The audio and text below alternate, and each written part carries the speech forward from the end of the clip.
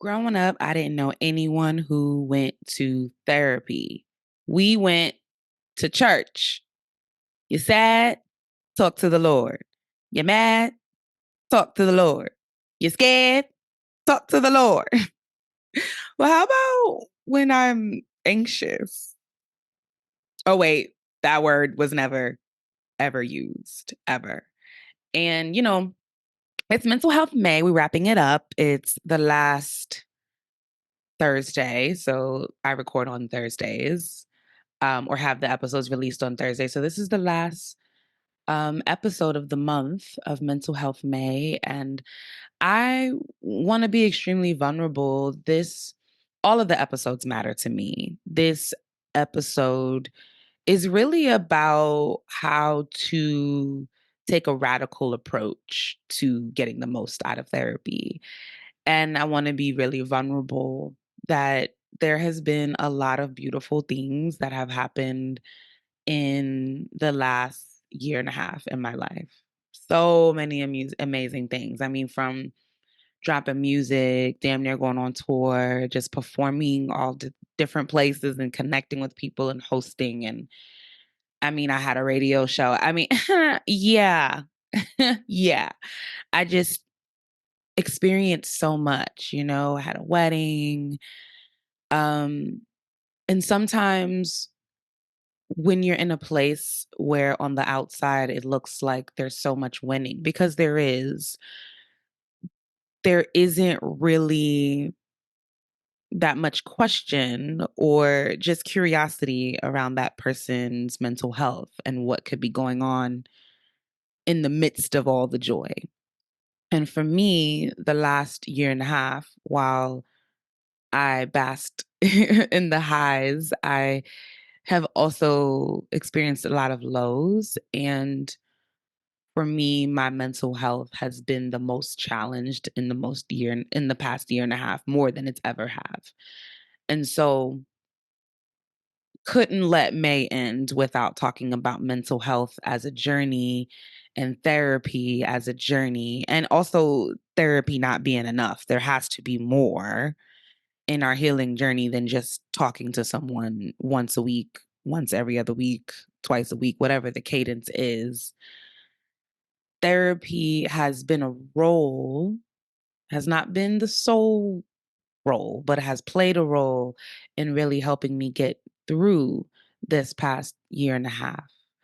And, it's really, everybody always says check in on your strong friends. I think it's deeper than that. I think we should all be checking in on everybody who we love and not just taking all of the wins and all of the highs at face value, but going deeper. What is happening? How are you navigating your mental health? What's coming up for you? What are the ways that you're feeling seen and supported? What do you need? Are you feeling protected? Are you feeling neglected? Are you feeling poured into when you go into solitude? Or are you using it as an escape? I mean, the questions that need answers. And so I haven't been in a space where I can share all of this publicly. And so that's why I'm really grateful for the Power Portal and the energy behind this podcast, because it really is meant to really bring vulnerability as well as, yeah, some education, yeah, some entertainment, yeah, yeah, yeah. But really, it is a source for me to heal. And I do believe in healing out loud. Yeah, album coming in September later this year. I do believe in healing out loud. And once again, therapy has played a huge role in my mental health being what it is right now in this moment as of recording this on Wednesday, May 29th at 12:49 p.m. as of recording this. And so I'm just like, shout out to therapy and for those who have access to it, which I'll get to that later on. For me, I want to start with a radical approach to getting the most out of therapy is first recognizing what type of issues you need support with, right? There's so many different types of therapists out there, people who specialize in trauma, people who specialize in griefs, people who specialize in addiction, right? Like get the thing that works for you. So I think that's really important I would also say too to emotionally prepare. I'm a person who does wear her heart on her sleeve, so I have access to my emotions at any time. If anything, the work that I do is have to compartmentalize my feelings and my emotions because I'm very feeling based. But like, being in a space where you're prepared to be fully open, those are the two things I think before you even land in a consultation session. So, choosing a therapist, for me personally, I think it's important to see a therapist who reflects your core identities, whatever they may be. Ideally, for me, I want a therapist who's Black, who is a woman, and who is queer. Now, that last part I have not been able to get, but I have been able to have some really amazing Black women therapists, and I'm really grateful for them. And other qualities, in addition to those core pieces for me that I looked for in a therapist, is someone who is relatable, someone who uses a liberation, psychology, holistic wellness, strategic approach. And as a Virgo, I also appreciate people who are reliable, an active listener, follows up, and gives homework. Love it. Okay. I don't need homework every session, but I'm like, every other session, give me some homework. I currently see my personal therapist once a week. And I'm really grateful for her because she really makes space for that homework to be a follow up of what we discussed as an extension of what we discussed because she knows I love to learn. And so she's like, okay, I'm sending you some homework about the vagus nerve and like journal about some of, here's some journal prompts as a result of this. And here's some tactics and strategies you could use. Work on that and let me know. And I'm like, yes, I love it. I love it. I'm a person who I love talking about this topic because I'm a firm believer that therapy, when done right, can play a huge role in your healing. I also believe that therapy and going to a therapist and talking to a therapist, no matter what the cadence is, whether it's twice a week, once a month, going to therapy is not enough because it's usually a 45, 50 minute or an hour session. And in that session, it's meant to illuminate, it's meant to be a part of your transformational journey, but you have to actually apply the things you're learning about yourself. And I find that when therapy is only being used as, okay, during this time, I'm going to do the work, then you're not getting the most out of it. A radical approach to getting the most out of therapy is doing the work outside of the session. So the therapist that I see, like I said, my cadence is weekly. And I was so busy into getting my couples therapy sessions booked that there were some time that I let go by without scheduling my actual personal sessions. And so I was like 2 weeks behind. I didn't have therapy for 2 weeks. And my therapist brought it to my attention because I'm her favorite. I'm definitely, if not her very favorite, I'm definitely one of her top three. Um, and that's largely because I come ready and prepared, but I'll get to that later. But the reason I'm mentioning I'm her favorite is at the end of the session, she was like, girl, you haven't booked sessions. Like, we don't have sessions for the next 2 weeks. And I was like, what? She was like, yeah, get in the schedule. Get in the schedule, girl. And so I took a breath because I was like, oh no, not talking to her for 2 weeks is going to be hard. But then I said, you know what? You've given me so many tools that I'm actually excited to utilize them during our time that we're not seeing each other. But then I also immediately went to the portal, not the power portal, but I went to the therapist scheduling portal and immediately schedule all of the sessions 4 months out. So it's never going to happen again. But I was grateful to say, you know what, I can utilize the time when we're not in session because that's actually when the power of therapy really presents itself is when you're not in session. What is the work you're doing to apply yourself outside of session? And I find that a lot of people don't do that. I also find that a lot of people are not fully honest with their therapist. And listen, therapy is supposed to truly be a safe space. I don't think, and that's a whole other, episode topic. I don't think that a lot of places, I don't think really any space is really curated to be a safe space. But therapy is supposed to be because this is the space where you're supposed to be fully honest. You're supposed to speak just openly. It doesn't have to be perfect. It doesn't have to even freaking make sense. Like it's super vulnerable and raw. It can really just be your journal, diary, deep, dark secret place where you get to share. And that's why I think having a therapist who is relatable and who can you can connect to is important, because it is a space where you have to be fully honest. And when I have conversations with people and I've asked them, what their sessions have been like, and I find that they're not fully being honest, I'm like, well, then you're not getting the most out of therapy. And I think a way that you can know and gauge if you're getting the most out of therapy is if you take a step back and you say, how has this transformed me from the first session to now? So if you're in your 10th session with your therapist, you can gauge how honest you've been with them and how much you're getting out of it. If you can say, well, you know what? I've shifted. I've grown in this way. I've been able to understand myself better in this way. I've transformed in this way. This has illuminated this trauma for me. And now I have different coping techniques as a result, right? You have to see the growth, but you see the growth because you're honest. So be honest in therapy, please, for yourself, first and foremost. Using therapy as a guide. Your therapist is a guide for your mental health management. Your therapist is not responsible for opening up about the different aspects of your life. You are. You're responsible for fully opening up, for fully sharing. And it goes into the honesty piece, but I think it helps this part that I'm talking about is thinking about the roles, that you're the driver. This person is helping you navigate, right? So maybe they're like GPS support, but you're in the driver's seat.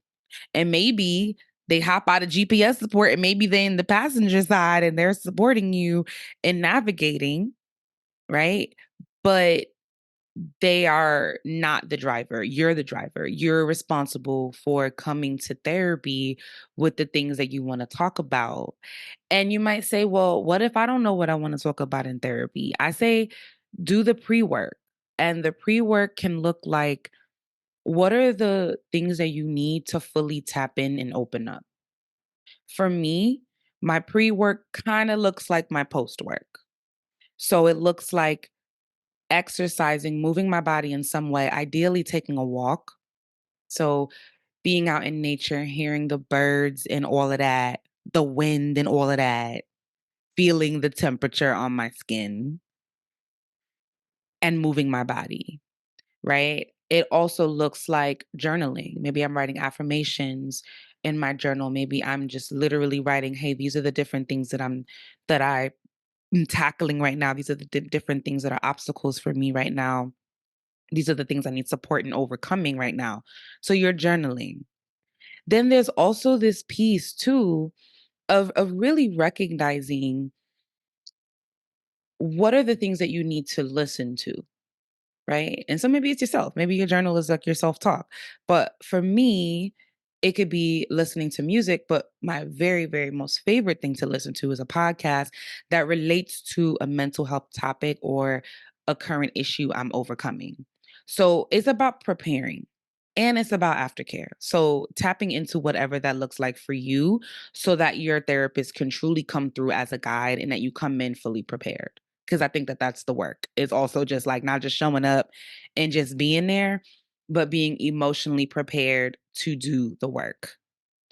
Now, I think what I really love about therapy is thinking about that the questions that we often have for our therapists, we know the answers to. So, what I really love about therapy is that it helps you to uncover what the answers are. It helps you to uncover different truths. And I appreciate that because I'm like, "Ooh, that's what I was thinking," or "That's what I thought," or "That's what I was thinking, that's what I thought." That's the same thing. But I knew that was the connection, right? And so it can really help to be a place of confirmation, a place of affirmation. It also can completely throw you the fuck off. Let me be very clear. It's not always coming in and having the things that you thought be really what it is. It could also be uncovering that you're actually completely wrong. Raise your hand if you ever had a therapy session and you went in there thinking, yeah, this is me, this is what it is. And your therapist is like, well, actually, that is you deflecting from your trauma. That actually, that is your inner need to people please. Actually, that is your trauma wound popping out. You're like, oh, but that's what it's meant to do. And I personally love it because who else can do that for me except my therapist in a mental health type of way? So I really love it and just really making space for them to help uncover and guide you to where you need to be. I've tackled a lot of hard things in therapy. I'm currently seeing a therapist who I've seen for the last few months, but before her, I was seeing a therapist for about 4 years. And she started out as actually a former couples counselor for a relationship that ended. And when that relationship ended, because this therapist was so lit, the person who I was in a relationship with hit up the therapist immediately, like, I need to work with you one on one. And my therapist chose me because, period. Okay. And I've been working with her ever since. And it was funny because I remember being like, well, I'm going to just use her as a segue. I'm going to get a new therapist because how awkward is it to have your personal therapist be your former couples counselor? Like, but I kept her because I realized that she was the bridge from helping me to be a different, better version of myself. And so she really helped to say, hey, in that last relationship, remember the things that you talked about wanting. Is this something that you're getting right now? Right. And so it's something that it really helped for her to know me for the years that she did. Now, this is controversial because some people feel like you're not supposed to have your therapist for years. They think you're supposed to have a set number of sessions, you have a goal, you meet them, and you move on. I believe that therapy is lifelong. I don't think that you need one therapist to last you forever, but I want to always have some sort of mental health support. Um, and I can have breaks, right? I can have a month off, 2 months off, even three. And that could be a variety of different reasons for that. But for me, I always want to be able to have some sort of emotional support, some sort of mental health guide to help me get through the tough times. Some things that I've uncovered in therapy, and before I even get into it, you do not have to share anything that you've uncovered in therapy. Therapy is between you and your therapist, period. Partner don't got to know, family don't got to know, work don't got to know. I think that therapy is very personal. However, for the concept and for the theme and for conversation for this podcast, I'll share a few things that I've tackled in therapy. I've tackled linking my emotionally unavailable dad to attracting emotionally stoic and unavailable and less expressive people romantically. And that link was very alarming to me, but it also made sense. I never really put it together like that, especially because, I don't date cis men. So I was like, what? Why would I? What you mean? I'm dating people like my dad. Like, what? What? And when that made sense to me, when it clicked to me, I was like, So then doing the work as to why, right? What are the different ways as a child that I tried to get his affection, get his attention, get him to love me in the ways that I need, get him to express in the ways that I need, but he never did. And so realizing that that's the work that people have to do solo. And also, some people are just really just not that emotionally in tune. Then that's also okay too. And recognizing that how do you give those things to yourself, right? And so that's the work that I've had to do is think about what does emotional unavailability mean for the people in my life who are that way. And I think about my dad, and it's just like, well, I just lower my expectations or sometimes remove them just automatic. You remove them when you realize that someone doesn't have the capacity or availability to do it. Other things that I've tackled, my poor boundaries that I used to have. Now I'm a professional boundary setter, more on that. But my poor boundaries were set on people pleasing. And that's why I had a whole episode about talking about people pleasing because I was not always a good boundary setter. And therapy really uncovered that for me. Therapy really had me thinking of what are the ways of which I dishonor myself, which are the ways that I don't show people how to treat me because I don't set clear boundaries. And it made me realize, well, I have a hard time setting boundaries, or used to, past tense. I have a hard time setting boundaries because I didn't want people to think I was mean. Because when I was firm in certain areas of my life, I was given a whole named personality by my mom when I would act that way. So I really didn't want to have people think that I was mean. I also didn't want people to think that I was a gold digger. And so I would not have finances, money at all just be a factor in dating when I used to date because I'm married now. Okay. Not in that dating scene, but when I was, that helped me uncover that. Like, my therapist was like, what are the qualities that you really want? Like, why does financial security matter to you? And I will be having an episode about that too, because as a person who grew up poor, and then me being in relationships with people who were like, who didn't make as much as me, what that did for me in my security, right? As they were navigating being evicted, as they were navigating just different things, what that did to my trauma, right? As a person who grew up poor. And so me saying, well, I would like someone to be financially doing well, but fuck capitalism and like money doesn't mean that you're a good person. And my therapist was like, all of those things. And what do you want? And so it really helped me to be clear and unapologetic about the things that I want and unpack why I wanted slash needed them.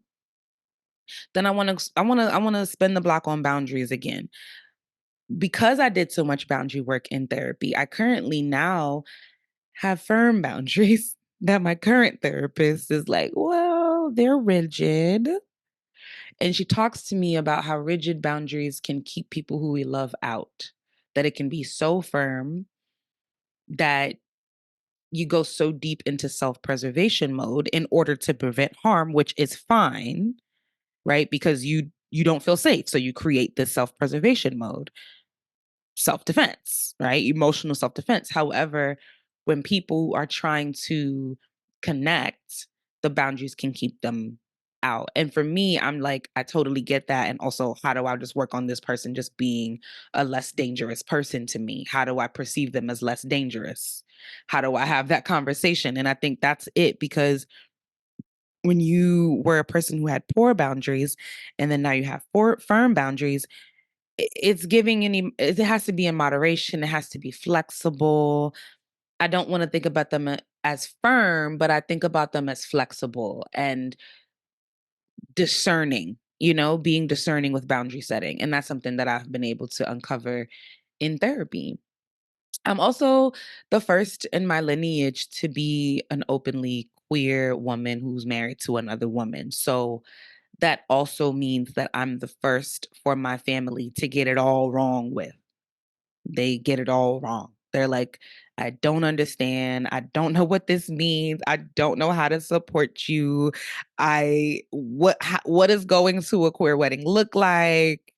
Like people genuinely just not knowing how it works out. And so, I talked about that in an episode. I talked about my mom. I really wish that I didn't have to be the generational curse breaker. I also wish that there were people living who were also openly queer, like an openly queer auntie, an openly queer uncle, an openly queer non-binary cousin. I just wish that there were others who were open and who are open, because I feel like I wouldn't have to be the person who people get it wrong with. And so that part of being a generational curse breaker inherently means that you may not be as connected with your family in this go round, in this lifetime, because you're over here breaking shackles. It's giving break the shackles off my feet so I can dance. Lastly, something that I'm currently managing in therapy is dissociation, not to be confused with disassociation. Okay. But dissociation is a mental process where a person disconnects from their thoughts, feelings, memories, or sense of identity. And listen, we all do it to an extent. Mild forms of dissociation include daydreaming, zoning out, highway hypnosis. So you driving and you just going and you're like, whoa, I don't even know where I was at. I don't remember even making the right turn. Right. So you're just kind of out of touch with your immediate surroundings. And a lot of the times that happens. What I've had to, what I'm currently managing is how to do that in a healthy way and to not do that when I feel like things may potentially go wrong, right? And instead of dissociating, regulate. So don't dissociate, regulate. And I even question in saying don't dissociate because once again, I do think that there can be a healthy way to do it. For me, I don't lose memory. I dissociate just enough to be present and to know what's being said, but there is a disconnect from not wanting to emotionally fully completely break down. And so there's this part. I know for me, sometimes I find myself in a place of dissociating when I feel like the other person who's talking to me is not being truthful.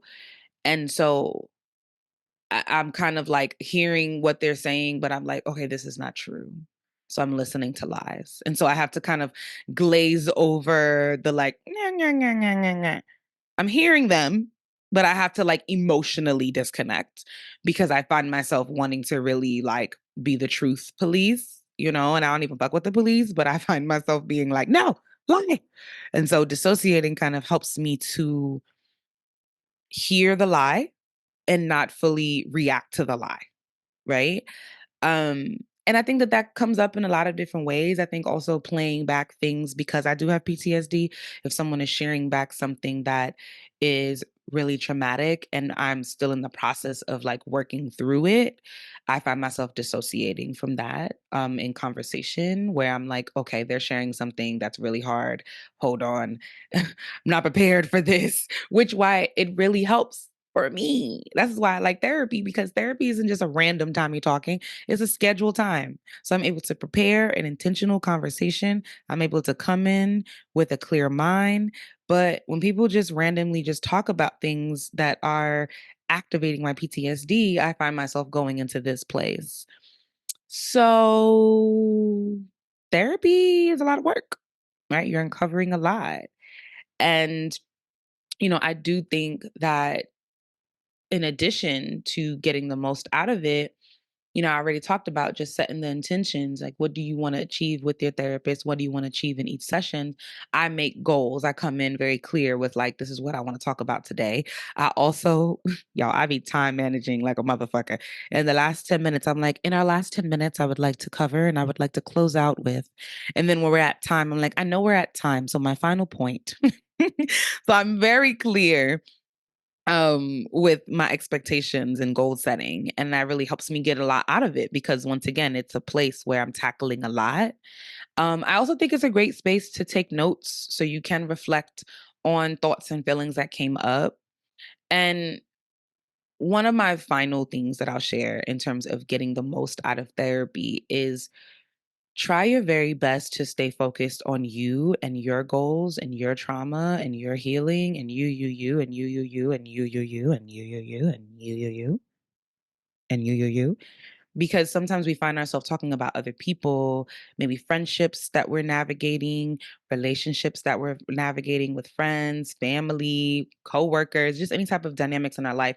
And so then now we use it as a vent session. And I think it's okay to have like a little bit of a vent session, or maybe you have a therapy day where you're like, oh no, I just got to go off. But to not have all of your sessions be focused on the other person. What I do is if I am sharing a scenario that involves another person or other people, I'll share the scenario, I'll share what's happening, but then I'll say, I'll literally loop it back to myself. I'm like, okay, so how could I in this situation have handled this better? I'm preparing for a tough conversation. What are the tools and strategies that I can use to keep myself grounded? So you're finding ways to still link it to you because the therapy session is about you, babe. It's about how you can improve. It's about how you can be a better you. So when you spend all that time talking about other people, are you really getting the best out of your session, right? When I think about therapy and I think about all of the beautiful things that I get from therapy, I think about the excitement on therapy days. I'm like, yes, it's therapy today. And then when I'm done, I'm like, I love my therapist. Like, that's usually my vibe. And even when it's really rough and tough, that's how I feel because I'm like, wow, I uncovered some real truth. And I'm so grateful. I also know that there's barriers to seeing a therapist. Most individuals aren't able to access therapists due to long waiting lists and or lack of affordability of mental health services. It's not something that is easily accessible. And especially with mental health, that insurance isn't something that they always take. And so you're paying a lot out of pocket. And I talk a lot about personal therapy today because the Power Portal was rooted on that personal healing. But even if you wanted to do couples therapy, there are always more money than individual therapy. So if you are seeing a couples therapist or a family therapist, as well as a personal individual therapist for you, that racks up. It's hundreds of dollars a month. And so, I want to close out the Power Portal with just if we can all imagine a world where access to healthcare, which includes mental health care, is something that we were able to receive, regardless of our race, gender, where we live in the world. Shouldn't just be certain countries that have free access to healthcare while others don't. And so I would be remiss to not end the Power Portal where I say that therapy isn't enough, right? Where I say that also therapy can be great, where I say that the work happens largely outside of therapy, and where I also say that I truly hope that for this generation and other generations to come, that mental health services as a way of healing is something that we all have access to. Thank you for listening to the Power Portal.